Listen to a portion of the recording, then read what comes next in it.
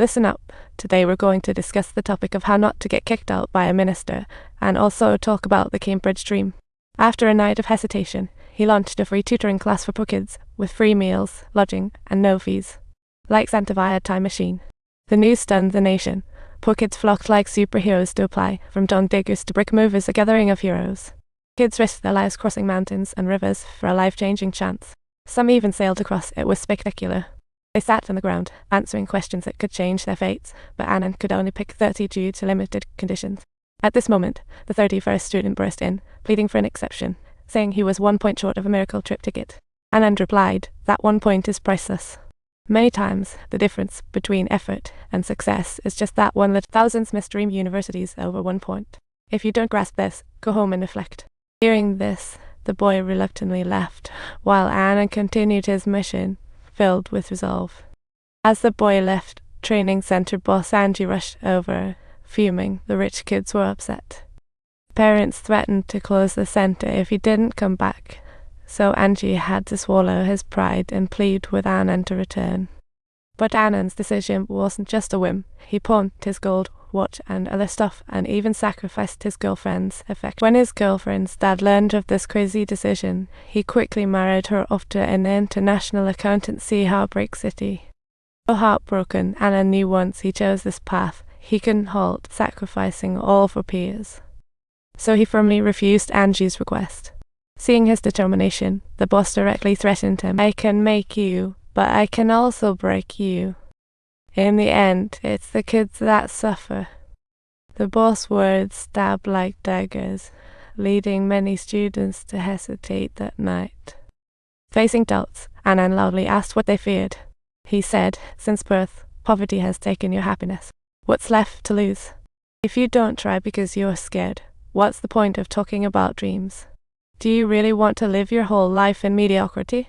His words struck a chord with the students. Since there was no turning back, they would move forward bravely. What we need is the courage to cut off retreat and the determination to not turn back until we hit a wall. After strengthening their resolve, Anand immediately started teaching. In class 1, he had all students shake hands in 10 seconds, as if in an intense game. Then he asked how many handshakes happened in those 10 seconds. Some answered 39, others mistakenly claimed 800. The correct answer was 435. He revealed the truth. With 8 months until the exam, students with weak foundations needed to learn from. They needed to find math in handshakes, physics in the spinning fans, and chemical elements in the thunder. Next, while explaining problems, he said they should first smile inside. See, that's how to forge a formula for solving issues.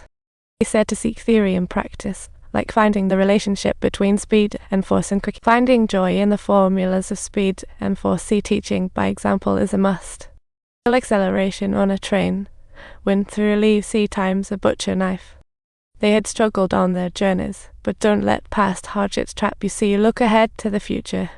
If you can endure this neglected period and keep striving, you'll live a magnificent life. Through their joint efforts, the students' abilities skyrocketed, and they soon had the chance to be tested. That night, the boss cut off their power, but the kids united to generate it themselves. Combining practice with theory is education's essence. Applying it is the ultimate goal. The harsh reality was they couldn't solve their issues because the prolonged free tutoring had left the center almost bankrupt. Now, even a meal had become a luxury, and Anand had to go to the bank begging for a loan. However, the bank manager was the boss' lackey. No one invested in this unprofitable venture. In a bind, Anand had to negotiate with the boss to win him over. The boss threw a stack of cash at Anand, issuing him a challenge. He said if Anand's students won, they would get food money. If they lost, Anand would have to close the center. After an agreement, they had an international accountant notarize it. Then the exam began. Anand was confident in his students since they loved learning, while the rich kids treated studying merely as a ticket to America. During the exam, the students gave it their all, determined to take down the rich kids, but sadly, they ended up losing. The rich kids cheered, while the poor kids wore faces of despair, tears welling up in their eyes. Just as Anand was about to announce the dissolution of the class, a reporter suddenly asked to see the agreement. But at this critical moment, the agreement mysteriously vanished. See, Annan's sex was the mischief maker behind it. She stole the agreement in the night and told the reporter that Annan was coerced. See, she boldly made the ultimate sacrifice. To protect the kid's dreams, Annan had to deny signing the document, swallowing his pride. This infuriated the boss, who called Annan a cheat.